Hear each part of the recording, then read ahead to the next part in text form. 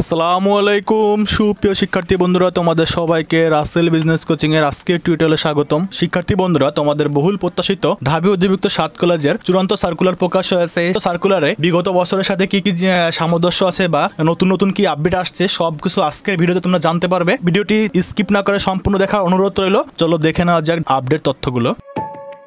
শিক্ষার্থী বন্ধুরা, প্রথমে আমরা জেনে নেব আবেদন শুরুর তারিখ এবং আবেদন শেষের তারিখ। অনলাইনে ভর্তি পরীক্ষার আবেদন কার্যক্রম আগামী 1 জুলাই থেকে শুরু হবে এবং এই কার্যক্রম চলবে আগামী 14 আগস্ট পর্যন্ত। শিক্ষার্থী বন্ধুরা, যারা তোমরা এই 7 কলেজে ভর্তি হতে চাচ্ছ তারা খুব দ্রুতই আবেদনগুলো করবে। তোমরা কীভাবে আবেদন করবে, আবেদন করার প্রসেস সবকিছু আজকে ভিডিওতে দেখাবো এবং 7 কলেজ সম্পর্কে আমাদের পূর্বে অনেকগুলো লেকচার রয়েছে, সেই লেকচারগুলো দেখে নেবে, তাহলে তোমরা ডিটেলসগুলো আরও ক্লিয়ার হতে পারবে। 7 কলেজ সম্পর্কে যত ডিটেলস ভিডিও বা আপডেট কোনো তথ্য সবার আগে পেতে অবশ্যই চ্যানেলটি সাবস্ক্রাইব করে রাখবে। আবেদনের যোগ্যতা জানার পূর্বে শিক্ষার্থী বন্ধুরা আমরা জেনে নেব 7 কলেজে ইউনিট পরিচিতি। 7 কলেজে মূলত 3টি ইউনিটে পরীক্ষা হয়, এ ইউনিট, বি ইউনিট এবং সি ইউনিট।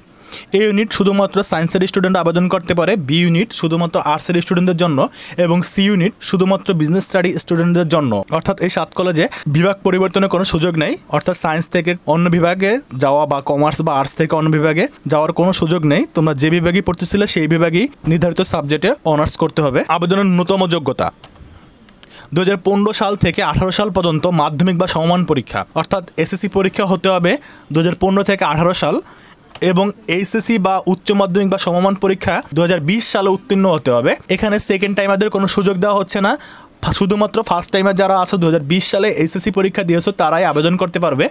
তো আবেদন করার ক্ষেত্রে সায়েন্স অর্থাৎ এ ইউনিটের আবেদনের যোগ্যতা হলো টোটাল জিপিএ 7 লাগবে, এসএসসি এবং এইচএসসি মিলিয়ে উইথ 4 সাবজেক্ট, অর্থাৎ 4 সাবজেক্ট সহ তোমাদের জিপিএ হতে হবে 7 এবং আর্টসের ক্ষেত্রে এসএসসি এইচএসসি টোটাল জিপিএ হতে হবে 6 4 সাবজেক্ট সহ। এবং সি ইউনিট বিজনেস স্টাডি স্টুডেন্টদের জন্য যেখানে তোমার এসএসসি এবং এইচএসসি মিলিয়ে টোটাল জিপিএ লাগবে 6.5 উইথ 4 সাবজেক্ট সহ, অর্থাৎ এখানে সবগুলোই 4 সাবজেক্ট সহ গণনা করা হচ্ছে। Admission related information. শিক্ষার্থী বন্ধুরা, অ্যাডমিশন রিলেটেড ইনফরমেশন যেমন অ্যাডমিশন এক্সামগুলো হবে তোমার 1 ঘন্টার অর্থাৎ 60 মিনিটের। এক্সাম টাইপ হবে এমসিকিউ, অর্থাৎ এখানে এমসিকিউতে পরীক্ষা হবে, কোনো লিখিত পরীক্ষা নেই। রিটেন পরীক্ষার মার্কস হলো 120, জিপিএ এসএসসি এবং এইচএসসি মিলিয়ে তোমার 80 নম্বর এবং টোটাল মার্ক হলো 200, অর্থাৎ তোমরা এমসিকিউ 120 মার্কে পরীক্ষা দেবে এবং 80 মার্ক থাকবে তোমাদের রেজাল্টের উপর।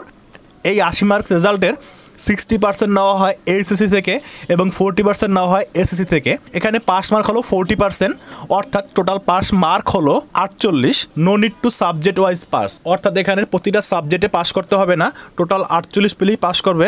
নেগেটিভ মার্কিং, এখানে কোনো নেগেটিভ মার্কিং নেই, অর্থাৎ তোমার কোনো প্রশ্ন ভুল হলে নাম্বার কাটা যাবে না।